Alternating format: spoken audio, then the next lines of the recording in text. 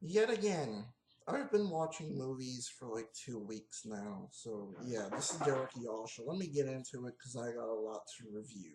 Okay, so Ladder 49. Anyways, what this movie is about is basically about firemen. And, this guy gets hired and he goes on his first job, okay?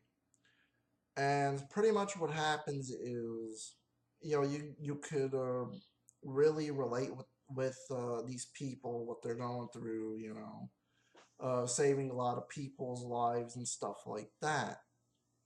Okay, and pretty much that's it. But anyways, good story. The movie gets 4 out of 5. Okay, this movie does not beat Backdraft. Okay, like Backdraft is better than this movie. Believe me. All right. And plus, this movie is rated PG-13, but still, it's a good movie. Okay. But the acting is good, of course, by Joe Quan Phoenix. I can never pronounce that guy's name. I'm sorry. Okay. And John Travolta is really good in this. All right. Everyone's acting is good. All right. The writing is good here. The dialogue is good here. The cinematography and the visuals is good.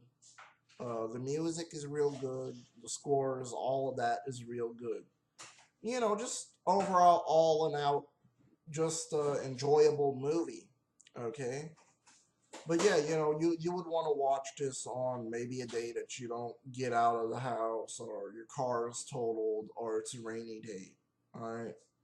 But overall, 4 out of 5. And this will never beat Backdraft. I'm sorry. Okay. So let's get into the next movie. Okay. Renegades. All right. So what is this movie about? Basically, this guy that's like a cop, undercover cop. He comes back into town and basically um he gets goes to jail or whatever, and then the cops tell him this and that, whatever. Mainly the main chief guy. And then what he plans to do is go with these guys, plan a robbery, and then everything goes fucking wrong. And of course, they killed this old Indian guy, and then this young Indian guy wants to get revenge on them. Okay, and pretty much, Buster and Chief have to team up to get the bad guys, pretty much, and a revenge on killing his father or his grandfather, whatever. All right, or his brother, whatever it was. All right. But anyways, the movie gets 5 out of 5. All right, great, good acting. I didn't want to say great. That was gonna spill out of my mouth, but good acting by the two actors. I don't know who they are, and I don't know where I heard the name Diamond Phillips. I don't know where I heard that name from, but it rings a bell. Okay, but anyways, the acting is really good here. The writing and dialogue is done well here. All right. For the action that's in the movie, whatever parts it is, really good there. All right. Sometimes good bullet squibs and things like that. All right. And mainly overall, the scores are really good in this movie. All right. And overall, if you see this movie, you need to pick it up. Seriously, you need it to pick up this movie. All right. It's really that good. All right. So, yeah. Let's get on to the collection. Okay. So, what is this movie about? Basically, it takes place and continues after one. Okay. So, of course, that the girl wants to go to this club because her boyfriend was sick or whatever. And pretty much what happens is she goes there and she sees the boyfriend with this other girl, and she decides, hey, I'm gonna leave the party and go into this other room and start crying and shit. All right, and everybody gets fucking slaughtered. Okay, Seriously, everybody gets slaughtered. And pretty much what happens is you see the guy from the first movie inside the box, okay? And pretty much she gets scared, she runs out of the room, and pretty much the collector captures her, and then it's up to that main guy to get her back. But of course, that's when, her guardian comes and tells her, look, we got to get her back because she's very important. Okay, so then a bunch of these guys want to go to the location where the collector is at to get her back. But anyways, the story is good here, and the movie gets a 4 out of 5. Okay, this is still a good movie, but it's not better than the first one. Okay, it's only better by a bit much, as I was saying before. Okay, but yeah, the acting, really good by the main guy. All right, but everyone else is okay. All right, everyone else is decent. I'll give them that. All right. And anyways, the writing and dialogue is good here. All right.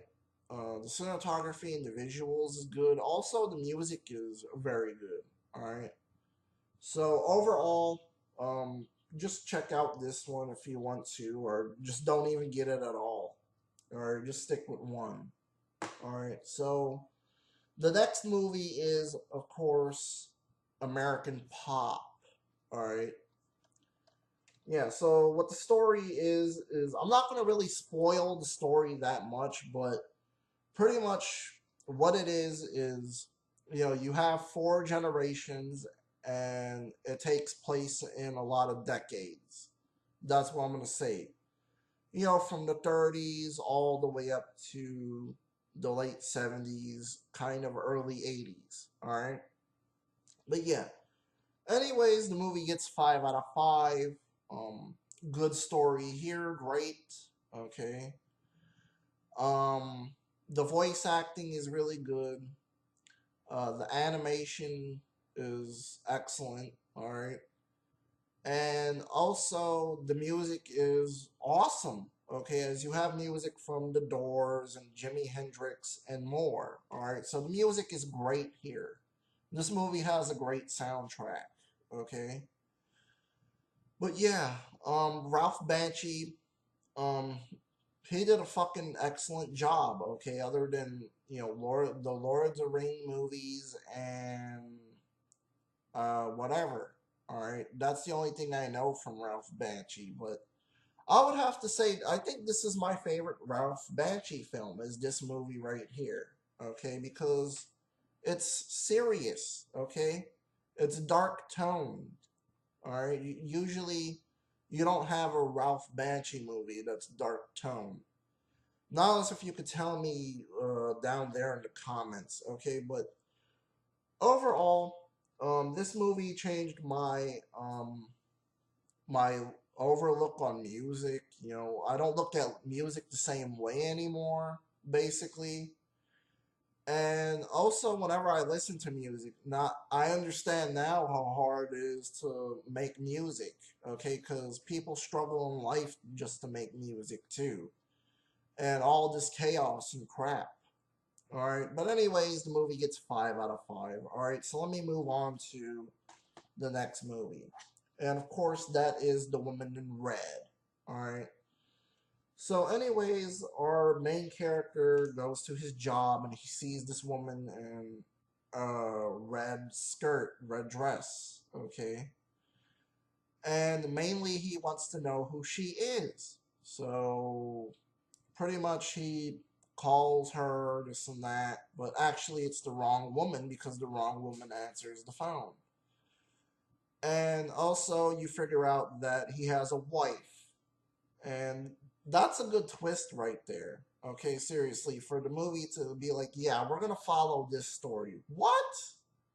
What just happened there? Shit like that. Okay. But anyways, story is good. The movie gets 5 out of 5.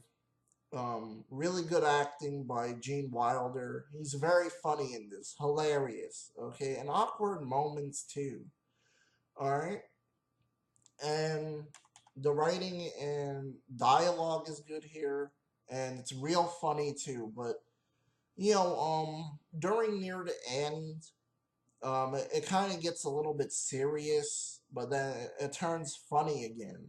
Okay, but yeah, I guess you could say the cinematography and the visuals is good, and the music was also good in this movie.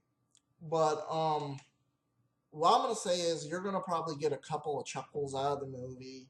It's not really that funny, but kind of the awkward moments makes it funny. Okay, but yeah, I would have to say this is edgy for a PG-13 movie. Okay, yeah, and I'm not lying about that. It is PG-13. Yeah, they're not afraid of anything to put explicit words in the movie and things like that. They're not afraid. Okay, but overall this is just a good movie. You need to check this out, all right? And let's get to the Relic. All right. Basically what this movie is about is this mythical creature. I forgot the name of the creature, but it's a mixture of a chimera and a human, okay? And basically, what happens is that they put this statue and leaves on the boat with some kind of pheromone on it, and mainly it gets sent to the museum, and then hell breaks loose from there. But anyways, the movie gets 5 out of 5. Good acting, of course. I don't know who the actress is, and I don't know who all the actors are, but all I can say is they did a really good performance. Okay, they really did. All right. The writing is excellent here, and also that the dialogue is very good here. All right. The practical effects in this movie are done excellently. Okay. The practical creature looks fucking awesome and badass, all right. But when it's CGI, it does not, all right. And the cinematography and the visuals is good, and the music is also good. The scores, all right. So yeah, you really need to check out the Relic because you don't know what you're missing out on, all right. And also, lastly but not least, 10,000 black men named George. All right. So, anyways, what this movie is about is, of course, that this movie is based on a true story. All right. Um, basically, they don't want black people on the train as porters. Okay. Um, very controversial shit because of very controversial shit. Okay, so it's up to this one man to basically get porters back into the trains, okay? And to fight all these laws and stuff like that. Yeah, but anyways, the movie gets 3 out of 5, okay? Um, really good story, okay, but what from it suffers is, some of the acting sometimes, okay? Like some of the actors and actresses, yes, and this is like a Showtime movie, okay? Mainly their acting is a little bit good there, but when it gets to, like the white people, their acting is pretty bad, okay? Not gonna even lie, as it shows, okay? But yeah, I guess you could say the writing here is okay, the dialogue is okay. Um, the cinematography and the visuals, sometimes it looks cheaply made. Like at the very beginning, it looks very shitty. Not gonna even lie. All right, but later on into the film, it actually looks like a real movie, and then it wants to go back to like a shitty looking film, and then being a good movie, and then back to being like a shitty film. Some of the shots are good in this movie, and sometimes they are not. Okay. But yeah, I guess that's it. I'm done and I am out. Peace.